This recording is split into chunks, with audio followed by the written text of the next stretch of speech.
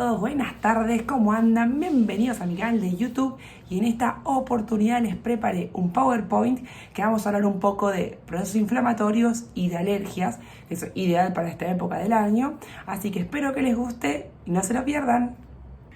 Bueno, como les comenté, acá estamos con el PowerPoint de alergias y procesos inflamatorios y sus tratamientos farmacológicos. Bueno, en realidad para hablar de un proceso inflamatorio siempre tenemos que mencionar a una hormona o neurotransmisor, como le quieran comentar, llamado histamina. ¿Qué es la histamina? Es una sustancia que se libera del organismo en procesos inflamatorios. Entonces, es indispensable para hablar de un proceso inflamatorio, tenemos que mencionar a la histamina.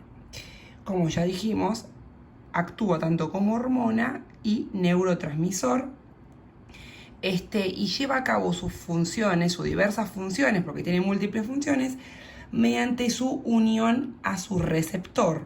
Tiene muchos receptores, en un rato vamos a hablar de ellos, y depende de su afinidad a uno u otro receptor, genera diferentes efectos. Es un mediador de las alergias y funciona, como estamos mencionando, en el sistema inmune, que interviene en las reacciones de hipersensibilidad inmediata y alérgica. Y abajo podemos ver una imagen, no sé si llega a visualizar bien, que estamos viendo cómo actúa la histamina a nivel de la sangre y va liberando diferentes compuestos. En realidad se va liberando diferentes compuestos que intervienen en el proceso inflamatorio y dentro de ellos se va liberando la histamina. Podemos ver el proceso inflamatorio, cómo se va dilatando los vasos sanguíneos y la migración de los fagocitos en el área de inflamación. Acá vamos a hablar de las funciones principales de la histamina. Primero, como ya mencionamos, favorece la respuesta del sistema inmune y trabaja a nivel del sistema digestivo, regulando las secreciones gástricas y motilidad del intestino. En un ratito vamos a hablar acerca de eso porque la histamina también tiene una función importante en el intestino y en el estómago, pero no es solamente a nivel alérgico. Pero bueno, tenemos que mencionarlo de todos modos. También actúa en el sistema nervioso central, regulando el ritmo biológico del sueño, entre otras múltiples tareas, ¿no? A pesar de ello, la histamina es conocido por un montón de factores, pero el principal de todos son cómo está involucrado en las reacciones alérgicas. ¿Cómo ocurren estas reacciones alérgicas? Por parte de diferentes partículas que van apareciendo en un determinado proceso inflamatorio y dentro de ellos se encuentra la histamina y se va liberando, generando diferentes efectos que se van perjudicando en el organismo, ¿no? Gran parte de la población sufre de alergias y uno de los principales tratamientos son los antihistamínicos o antialérgicos, que más adelante vamos a hablar un poco más de ellos. Bueno, y acá vemos una imagen del sistema histaminérgico, de cómo actúa la histamina que está presente en múltiples tejidos. Vamos a ver una imagen a nivel químico de cómo se forma la histamina. Tenemos diferentes compuestos. Quizás eso no es tan indispensable que lo sepan, pero bueno, me pareció importante mostrárselos. Y bueno, sabemos que está presente dentro de los mastocitos y los basófilos. ¿Qué son los mastocitos y basófilos? Son diferentes células que están dentro del sistema inmunológico. Ellas contienen histamina. Cuando hay un proceso inflamatorio o alérgico, aparecen los mastocitos y los basófilos y van a liberar en diferentes momentos la histamina, que son los generadores de todos los efectos que produce la alergia, que puede ser prurito, inflamación, molestias nasales y diversos factores. ¿Dónde se encuentran los mastocitos y los basófilos? En la mayoría de los tejidos: pulmón, piel, aparato digestivo, como hemos mencionado, y también en las neuronas histaminérgicas del sistema nervioso central, o sea, en el cerebro. Y bueno, ya vemos que la histamina está presente en múltiples tejidos. Bueno, y como hemos mencionado inicialmente, yo les dije que había diferentes receptores de la histamina y que la histamina actúa uniéndose a diferentes receptores. Uno de ellos es el receptor H1. ¿Dónde está el receptor H1? Se encuentra repartido por todo el cuerpo. se localiza principalmente en el músculo liso de los bronquios y del intestino. Entonces, al ubicarse en esos sitios, va a generar efectos a nivel de los bronquios y del intestino propiamente dicho, ¿no? Que va a generar broncoconstricción y aumento de los movimientos intestinales. También aumenta la producción de mucus por parte de los bronquios. Otra localización de este receptor se encuentra en las células que forman los vasos sanguíneos, donde origina una vasodilatación y un aumento de la permeabilidad. Los leucocitos, que son los glóbulos blancos que forman parte del sistema inmunológico, también tienen receptores H1 en su superficie. Entonces, ¿qué significa esto? Que sirven para dirigirse a la zona donde se va a liberar la histamina. O sea, hay un proceso inflamatorio, se libera la histamina y los leucocitos, al tener su receptor que tiene afinidad por la misma, van a dirigirse al sitio de inflamación.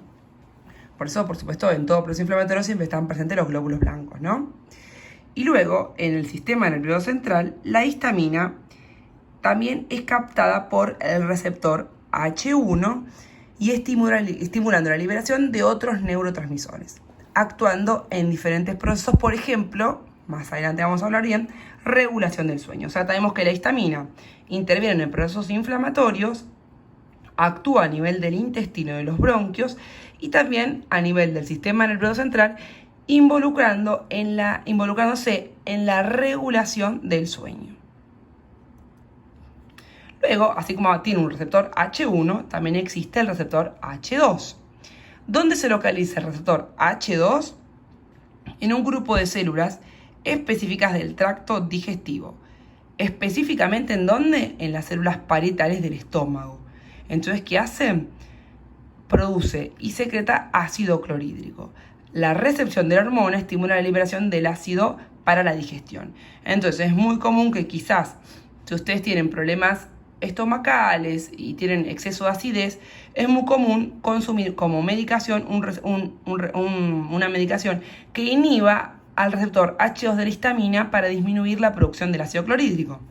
Entonces, no solamente como tratamiento anti-H2, no solamente se utilizaría como antialérgico, sino también como protector gástrico. Y también se localiza en las células del sistema inmune, como por ejemplo los linfocitos. Ya habíamos dicho de los leucocitos. Los linfocitos son un tipo de glóbulos blancos, de células B, que favorecen su respuesta y proliferación, o en los propios mastocitos y basófilos, estimulando la liberación de más sustancias. ¿Qué dijimos de estos? Tanto los mastocitos, los basófilos y los linfocitos son células del sistema inmunológico. Están presentes en todo proceso alérgico. Entonces, todo proceso alérgico, como está siempre presente la histamina, también van a figurar todos estos células, interviniendo en respuestas alérgicas e inflamatorias. Así como tenemos el receptor H1 y H2, también tenemos el receptor H3. ¿Qué es el receptor H3? Este receptor es totalmente diferente a los demás. ¿Por qué? Porque tiene efectos negativos. O sea, inhibe procesos al recibir la histamina. ¿Qué hace en el sistema nervioso central? Disminuye la liberación de diferentes neurotransmisores, como por ejemplo la acetilcolina, serotonina o la histamina. ¿Se acuerdan que la serotonina quizás la conocen porque es influencial en los estados del ánimo, en el bienestar de la persona? Entonces puede ser que la acetilcolina inhiba la liberación de la serotonina o de la misma histamina, ¿no? A su vez, en el estómago inhibe la liberación del ácido clorhídrico y en el pulmón previene la broncoconstricción. O sea, hace todos los efectos contrarios que los receptores anteriores. Entonces, también, como venimos diciendo, no cumple una función fija, sino que tienen varias y depende de la ubicación y de dónde trabaja. De todos modos, el receptor H3 quizás no es tan importante como el resto de los receptores, pero bueno, es importante nombrarlo, ¿no? También hablamos del receptor H4, que también es un receptor que carece de demasiada importancia porque todavía no se sabe en qué proceso está involucrado.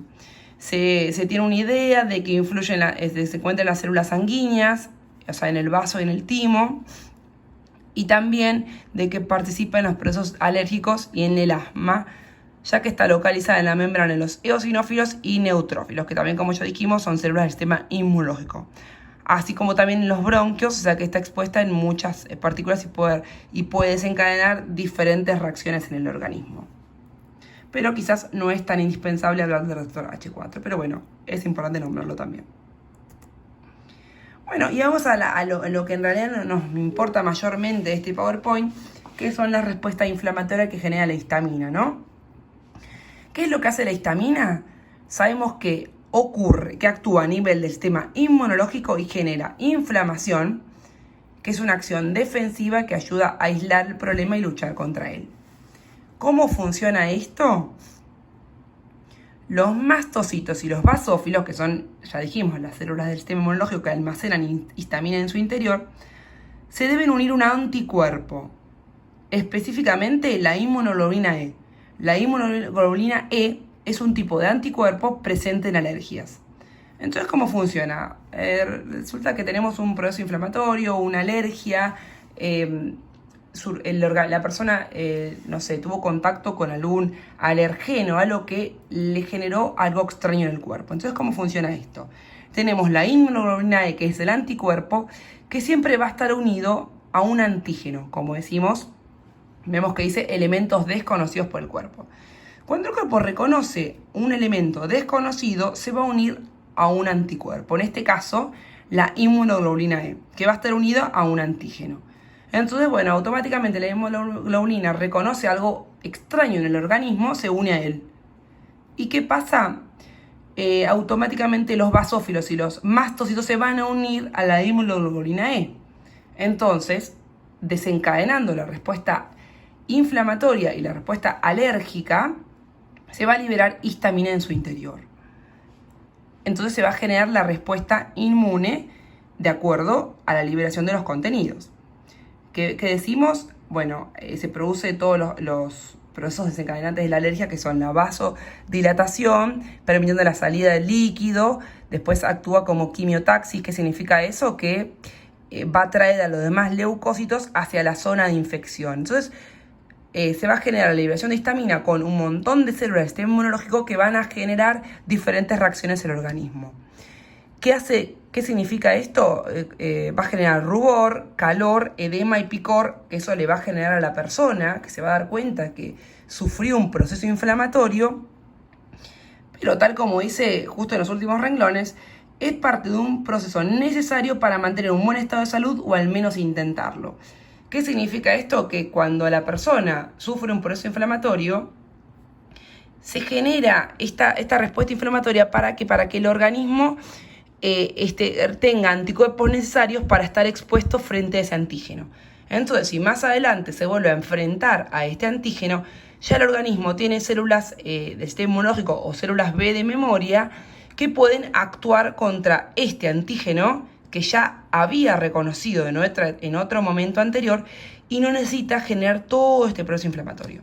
Entonces, esta respuesta inflamatoria inicial es indispensable para que se generen linfocitos B de memoria y ya nuestro cuerpo esté preparado para estar enfrentado hacia este antígeno más adelante.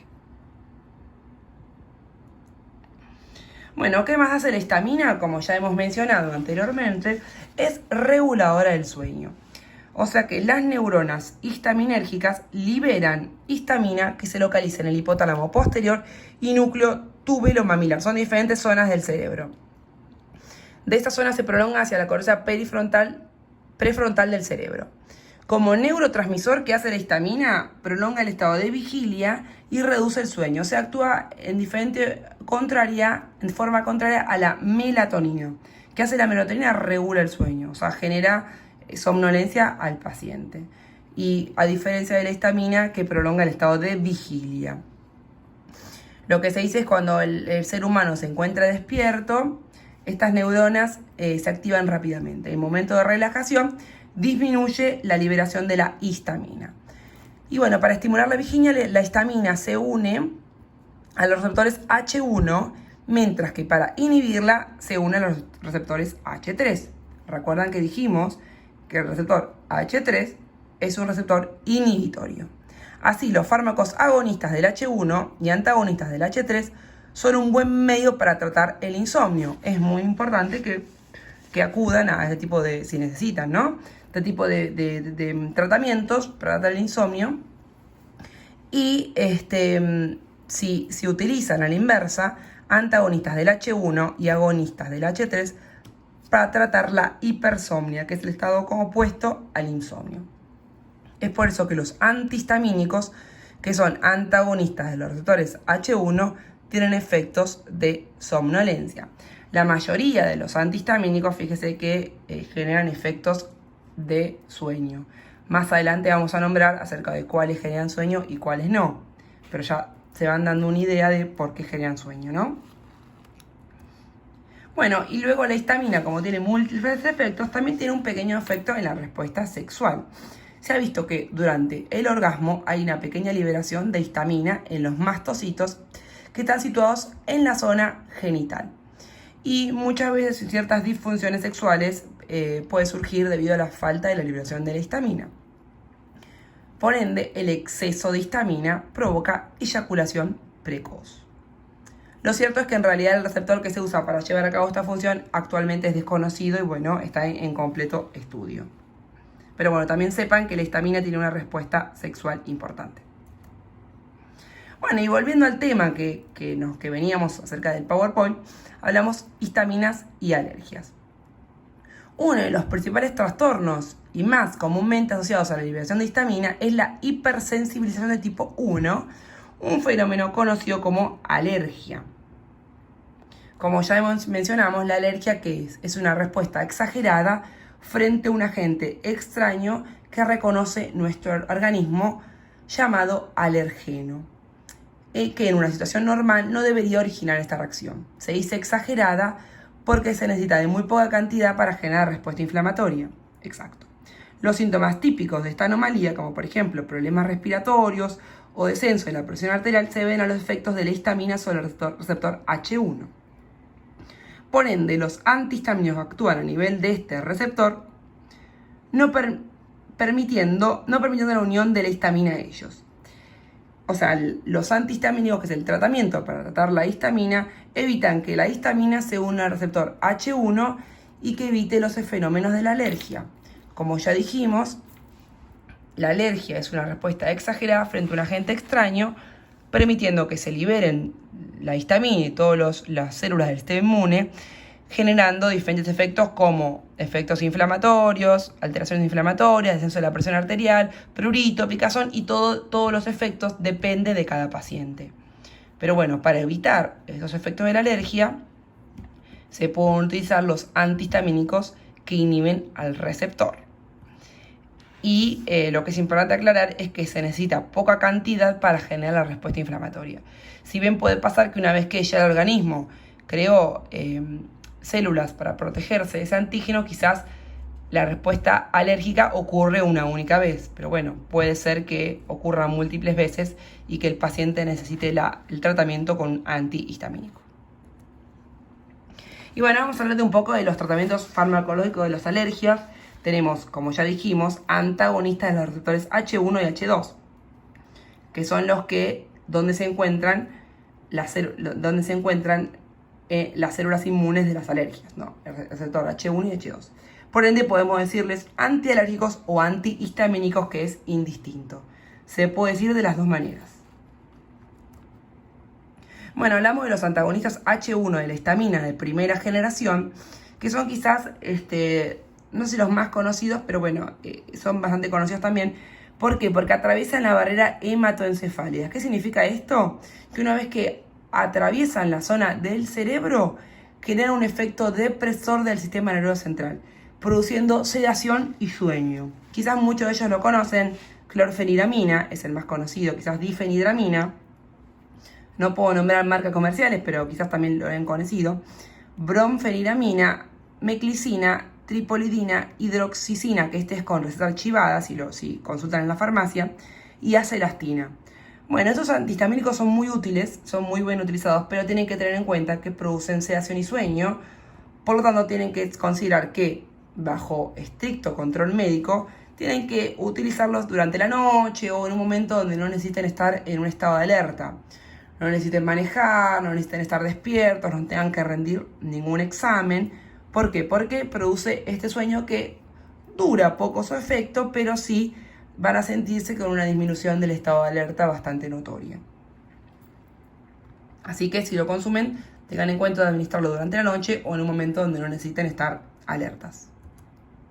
Luego tenemos los antagonistas H1 de la histamina de segunda generación, que a diferencia de los primeros tienen poco efecto en el sistema nervioso central porque atraviesan poco la barrera hematoencefálica. Entonces, ¿qué significa? Que no tienen efecto sedante ni anticolinérgico, o sea que no producen sueño. Son los más conocidos los de venta libre: loratadina, ketotifeno, cetiricina, terfenamina y evastirina y epinastrina. Quizás estos últimos no sean tan conocidos, pero sí loratadina y cetiricina. Si ustedes quieren consumir un antialérgico que no les genere sueño porque necesitan estar activos, necesitan estar en estado de alerta, tienen que hacer múltiples actividades, pueden utilizar la loratadina y la cetiricina una vez por día durante el día, que no van a tener estos efectos, ¿no? Siempre pueden consultar al médico ante cualquier duda, pero bueno, tienen que saber que estos no producen sueño. Luego tenemos los antagonistas de la H1 de tercera generación, que significa que son los metabolitos activos de los de la segunda generación. Por ende, quizás su efecto es un poquito más extenso, pero tampoco producen sueño. Por ejemplo, levocetiricina, fexofenadina, desloratadina y tecastemidosol.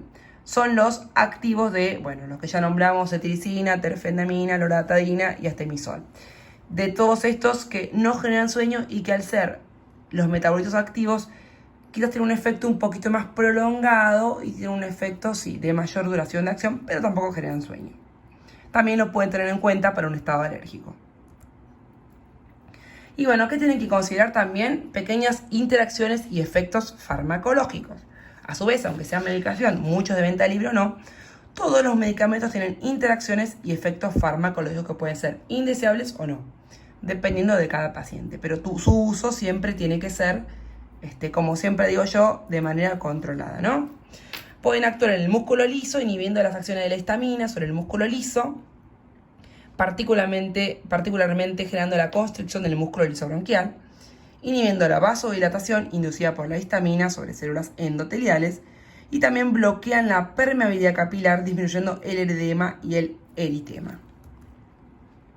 A zona cutánea, o sea, a nivel de la piel, suprime la actividad de la histamina, las terminaciones nerviosas, como ya hemos hablado de esto, reacciones de hipersensibilidad inmediata, anafilaxia de alergia, o sea, actúan generando todo esto, y suprimen el edema, prurito, hipotensión en menor grado y broncoconstricción si esta está presente. Por supuesto que a no todas las pacientes les genera lo mismo, pero la alergia puede generar diferentes efectos y si el paciente tiene hipotensión, también la suprime, el edema, el prurito y todos los efectos que estamos mencionando. ¿Cuáles pueden ser las reacciones adversas? Todos los medicamentos tienen reacciones adversas. Entonces, ¿qué tienen que tener en cuenta? A nivel del sistema nervioso central, como ya mencionamos, los antagonistas de primera generación anti-H1 estimulan y deprimen el sistema nervioso central. La depresión se observa con dosis habituales. Se caracteriza, como ya hemos hablado, disminución del estado de alerta, lentificación del tiempo de reacción y somnolencia. Así que tengan en cuenta esto. ¿Cómo están indicados los antihistamínicos? Acá hay múltiples tratamientos que quizás no son tan indispensables, pero yo se los voy a mencionar. Afecciones alérgicas, rinitis, conjuntivitis, prurito, dermatosis alérgicas, urticaria aguda, crónica, angioedema, reacciones alérgicas, dermatitis, atópicas y de contacto, fiebre de heno, picaduras de insectos, reacciones a plantas, urticariantes, polinosis, enfermedad del suero, entre otras. Reacciones alérgicas más graves, que puede utilizarse también como coadyuvante de adrenalina o corticoides, mal de movimiento, por ejemplo el limenhidrato y otros derivados piperacínicos, como, esos son otro tipo de medicamentos, ciclina y otros, enfermedad de Meniere, también utilizado también el dimenhidrinato y otros derivados piperacínicos, y también para insomnio, porque la difenhidramina, en muchos casos los médicos la recomiendan para el insomnio. ¿Por qué? porque genera sueño, como ya hemos hablado, y por ser depresor del sistema nervioso central. Y después tenemos los antagonistas H2 de la histamina, que no hemos hablado de estos, que quizás no intervienen en la alergia, pero como se acuerdan que ya hemos dicho, los receptores H2 se encontraban en las zonas parietales del estómago. Entonces es muy común que la medicación anti-H2 se utilice para tratar secreciones gástricas y alteraciones estomacales. Quizás ya lo conocen, los medicamentos son cimetidina, ranitina, famotina y nisatina. Quizás son bastante conocidos en la farmacia o los han consumido en tratamientos de alteraciones de exceso de reflujo o producción de ácido clorhídrico. Tienen menor potencia que los inhibidores de la bomba de protones, por ejemplo, omeprazol, que es otro tipo de medicamento, tiene otro efecto, pero también suprime la secreción gástrica por 24 horas en un 70%. Inhiben la secreción basal, secreción nocturna, todos tienen igual eficacia y la ranitina, nisatina y oxmetina son 4 a 10 veces más potentes que la cimetina para inhibir la secreción gástrica.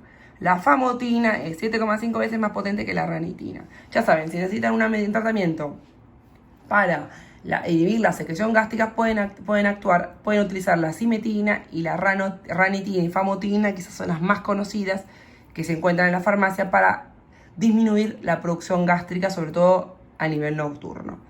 Por supuesto que pueden acudir al médico si lo necesitan, pero tengan en cuenta que inhibe la histamina a nivel de los H2. Y bueno, para finalizar hablamos un poquito de las conclusiones. Les puse una conclusión general para que sepan de qué estaríamos hablando. Cuando hablamos de un proceso alérgico, tenemos que hacer una mención especial a la histamina, ya que es la generadora de los mismos.